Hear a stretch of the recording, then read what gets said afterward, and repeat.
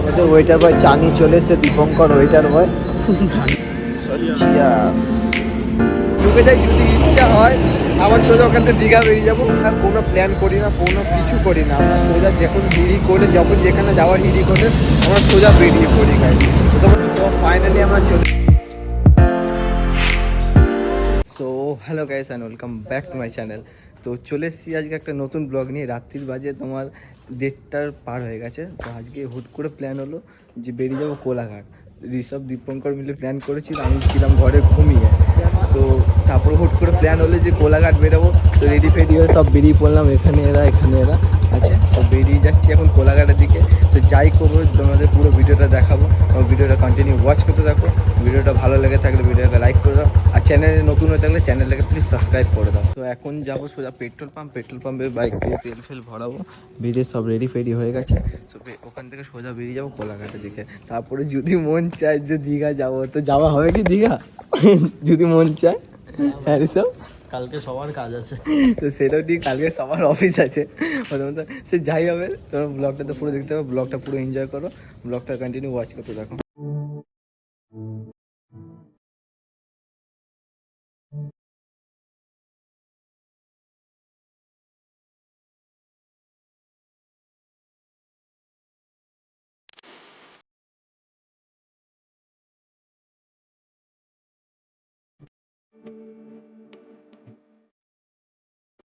এখন আমরা দাঁড়িয়েছি একটা দোকানে চা খাওয়ার জন্য। চা ফা খাবো একটু, চা খাবো, প্রচন্ড ঠান্ডা লাগছে, প্রচন্ড। চা ফা খাবো, সেখানে সব দাঁড়িয়ে আছে দীপঙ্কর সব ভাই। তো দীপঙ্কর কি বলছিস? কোলাঘাট আর এখান থেকে 40 কিলোমিটার দেখাচ্ছে। ওখান কোলাঘাট পৌঁছানোর পর কি ইচ্ছা করবে একটু দীঘাটা ঘুরে আসি? ইচ্ছা করবে, কিন্তু কালকে কাজ। সে কাজ না, কাজে ঠিক ঢুকে যাবো টাইমে, কি করা যায় সব। হ্যাঁ, দীঘা গেলে ইচ্ছা তো আছে যে যদি কোলাঘাট ঢুকে যাই, যদি ইচ্ছা হয় আবার সোজা ওখান থেকে দীঘা বেরিয়ে যাবো। তো দেখা যাক, যেটাই হবে দেখা যাবে। আর আমরা কোনো প্ল্যান করি না, কোনো কিছু করি না, আমরা সোজা যখন হিড়ি করে যখন যেখানে যাওয়ার হিড়ি করে আমরা সোজা বেরিয়ে পড়ি গাই। তো তোমরা ভিডিওটা দেখো, এখানে চা ফা খাই আপাতত, চা ফা খেয়ে আবার তোমার সঙ্গে কথা বলছি। তো আমাদের এখানে এখন চা ফা খেয়ে নিয়েছি। তো এখান থেকে এখন বেরোচ্ছি সোজা যাবো আমরা এখন কোলাঘাটে ওখানে দাঁড়িয়ে দেখি কী করি, কিছু খাবো দাবো। তো ওখানে যা করবো ওখানেই করবো। তোমরা ভিডিওটা কন্টিনিউ ওয়াচ করতে থাকো, ভিডিওটাকে দেখতে থাকো।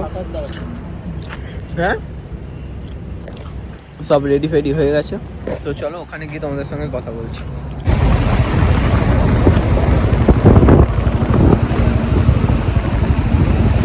তো ফাইনালি আমরা চলে এসেছি সেরি পাঞ্জাবে। তো তোমরা দেখতে পাচ্ছ কোলাঘাট সেরি পাঞ্জাবে, ওখানে দীপঙ্কর ভাই এসব দাঁড়িয়ে আছে। এখান থেকে আমরা এখন পর্যন্ত চা অর্ডার করে দিয়েছি। তো আমাদের ওয়েটার বয় চা নিয়ে চলে এসেছে, দীপঙ্কর ওয়েটার বয়। ঠান্ডা লাগছে, আগে চাটা খাই, চা খেয়ে আবার কথা বলছি। এখন অনেক কিছুই করবো এখানে, যাই না কিছু করবো, অনেক কিছুই করবো। তো চাটা আগে খাই, চলো। তো চাটা এবার খাই, দেখি কেমন লাগে। এর আগেও এসছি, এর আগেও খেয়েছি চারটে, কিন্তু অনেকদিন পরেই আসলাম আবার এখানে, অনেকদিন পরেই আসলাম আবার।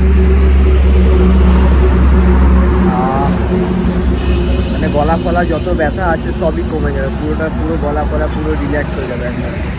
তুই কিছু আমার ব্লগে তুই কিছু ফান না করলে হবে না ভাই, ইন্টারেস্টিং হবে না।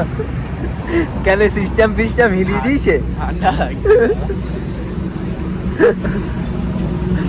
দীপঙ্করকে বলছি, দীপঙ্কর বলছে আমার প্রচন্ড ঠান্ডা লাগছে। সত্যি বিশাল ঠান্ডা এখানটা। জানি না তোমরা দেখতে পাচ্ছ না, কুয়াশাটা দেখতে পাচ্ছ, তোমরা আশা করছি পুরো কুয়াশা। অতটাও কুয়াশা নেই, কিন্তু মোটামুটি অনেকটাই কুয়াশা আছে।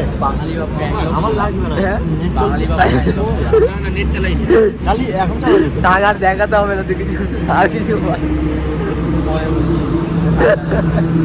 ফাইনালি আমরা সেরি পাঞ্জাব থেকে এখান থেকে খেয়ে দিয়ে সোজা বেরিয়ে গেছি। সো এবার যাচ্ছি বাড়ির দিকে সোজা এবার। আর কারণ কালকেও অফিসও আছে, সোজা এবার বাড়ি যাবো। বাড়ি গিয়ে তোমার সঙ্গে কথা বলছি, বাড়ি গিয়ে তোমার সঙ্গে বাইক ওখান থেকে বার করছি, রেডি ফেডি হচ্ছে, আছে বাইক বার করছি। সোজা বাড়ি গিয়ে তোমার সঙ্গে কথা বলছি। বাইক এখানেও রেডি করে নিয়েছি, হেলমেট তো এখন আমি চালাবো, আসার টাইমে চালাইনি, কারণ লাইসেন্স তো আমার নেই এই জন্য। তো যাই হোক, চলো তোমার সঙ্গে বাড়ি থেকে কথা বলছি। ফাইনালি ফাইনালি চলে আসলাম ঘরে, এবার একটু ফ্রেশ ট্রেশ হয়ে এবার একটু ঘুমাবো। তো যাই হোক, তো ততক্ষণের জন্য বাই, আবার আসছি নতুন একটা ব্লগ নিয়ে। তো ভালো থাকো, সুস্থ থাকো, টাটা।